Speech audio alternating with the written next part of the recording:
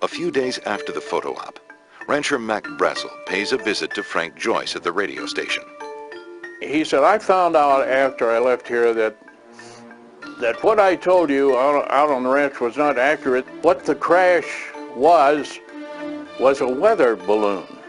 But Joyce says he uncovers Brazel's fib when he asks what happened to the alien bodies. And I said, you know, it brings up what people are talking about recently, the stories you hear about little green men.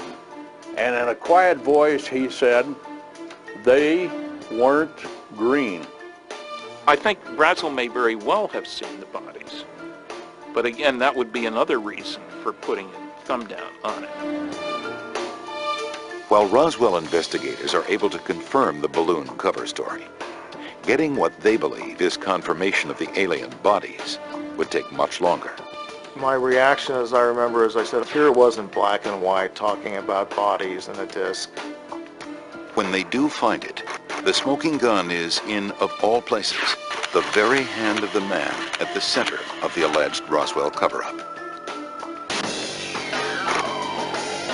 After the debris from a crashed UFO is identified as a simple weather balloon, interest in the Roswell incident dies down and is soon forgotten altogether.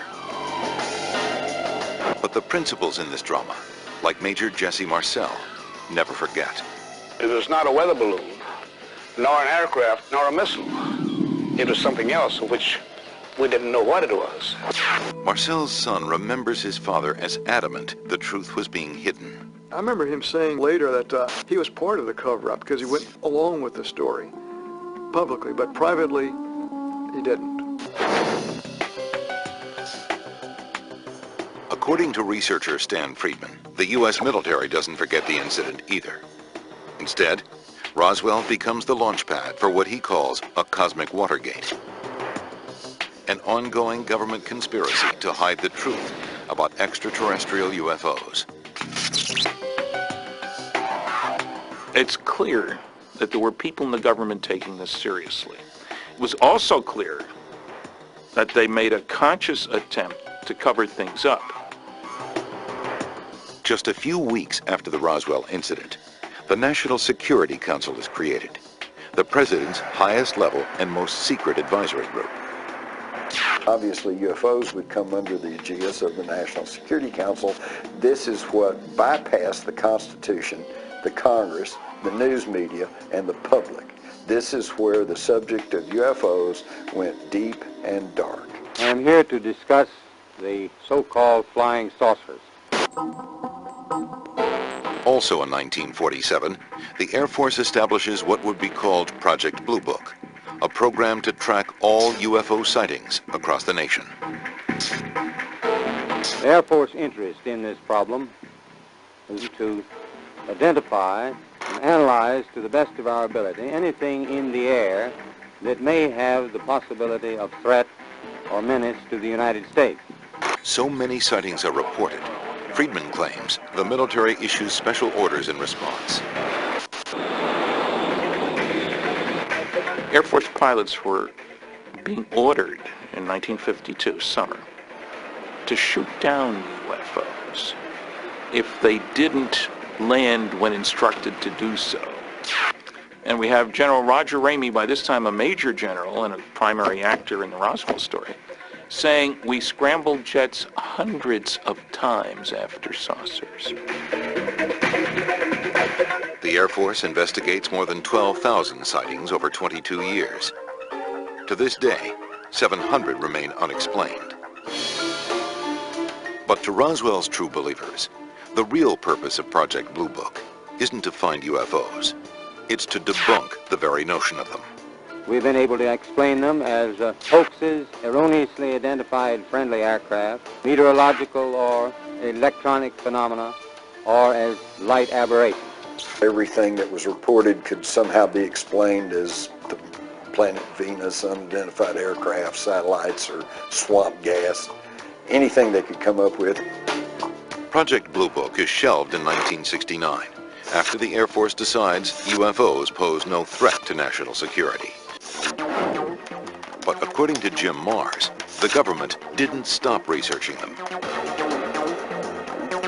There have been literally dozens of documents pried out of the CIA, out of the military, and others that show that behind the scenes there is an intense interest in what these things are, where they come from, and what they're up to. Over the years, Roswell researchers say they've petitioned the government to release whatever information it has, with little success. We went after the CIA. We want all your UFO stuff. We don't have any UFO stuff. You do too. You do not. We argue. We go to court. The judge says do a search. They come back. Oh, gee, we found 900 pages of UFO materials. They said they had none. Even when documents are released, such as this affidavit from the National Security Agency, they're often highly censored. Eventually, we got it. The only trouble is it's about 80% blacked out. But why would the government hide what it knows about UFOs, and especially the Roswell incident? Friedman believes it's because the alien bodies are hidden away in secret government laboratories, and the wreckage is being studied for scientific advancements. For proof, he points to the revolutionary aircraft developed in the past 6 decades. Here's our fastest manned craft, the Apollo Command Module, and it looks like a flying saucer. Secret laboratories, engineering wonders. It seems unbelievable, unless you believe there really was an alien crash landing in Roswell. David Rudiak says he has proof of that. It's this 1947 photograph. This is one of 7 photos known to have been taken in the office of General Roger Ramey. The photograph is from the day the U.S. military identified the Roswell debris as nothing more than a weather balloon. In it, Ramey is kneeling beside the debris, clutching a piece of paper. Seems pretty unremarkable, until you look closer. The real prize is what Ramey is holding in his hand right here. And you can see as you zoom in that there's writing on this paper. Using a digital photo scanner to enlarge and enhance the document, Rudiak says he can make out the words that prove there was an alien spacecraft. This was a brand new use of the word disc. The flying saucers or flying discs, and the terminology had been around for less than 2 weeks, and so the newspapers, for example, often enclose the word disc in quotes. Then, in the same paragraph, a shocker. The real key to this message is this word right here, which the initial group identified as being the word victims. Rudiak deciphers more of the paragraph. They had the victims. They were going to ship them, I believe, to the chief medical officer at Fort Worth. And when it's all strung together, Rudiak believes the document is nothing short of a bombshell. They'd found a disc, they'd found victims, they were shipping the victims out, and then they were going to cover it up. So is it all really true? The debris, the victims, the cover-up. Is this the long-awaited proof that an alien spacecraft did crash outside Roswell?